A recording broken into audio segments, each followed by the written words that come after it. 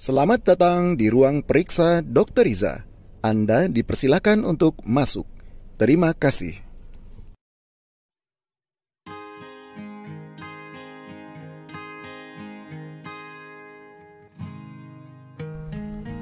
Assalamualaikum warahmatullahi wabarakatuh.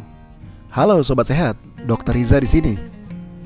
Tiap orang pasti menginginkan kesehatan untuk dirinya. Begitupun dengan ibu hamil. Namun ketika sakit mendera, berbeda dengan orang biasa, ibu hamil dan menyusui tidak boleh sembarangan minum obat. Permasalahannya adalah, hingga saat ini belum ada regulasi soal penggunaan obat yang aman bagi ibu hamil dan menyusui yang diterbitkan oleh Kemenkes ataupun BPOM.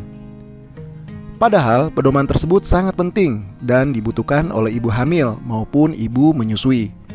Akhirnya dijadikanlah BPOM versi Amerika Serikat, yaitu FDA atau Food and Drugs Administration sebagai acuan untuk masalah ini. Kategori ini mengacu kepada keamanan janin yang dibandingkan dengan penelitian pada hewan percobaan. Agar tidak salah pilih, berikut ini kategori obat untuk ibu hamil dan menyusui yang wajib Anda ketahui sob.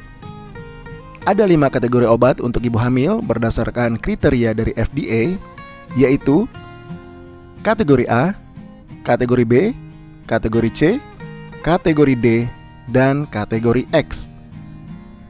Penjelasannya adalah sebagai berikut. Yang pertama, kategori A.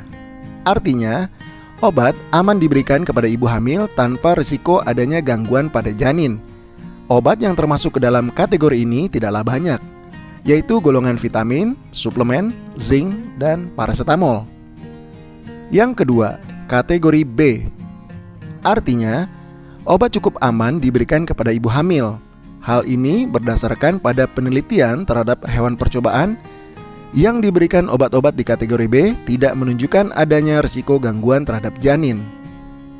Yang termasuk obat kategori ini adalah ibuprofen, nifedipin, beberapa antibiotik tertentu, obat antidiabetik oral tertentu, cetirizine, loratadin, pantoprazol, dan lain-lain.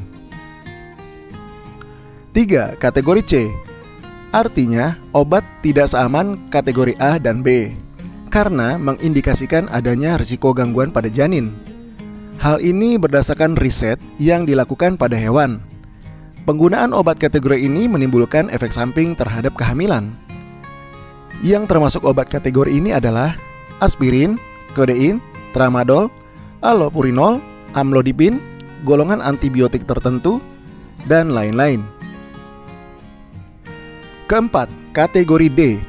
Artinya, obat tidak cukup aman dan terbukti dapat menimbulkan risiko berbahaya pada janin.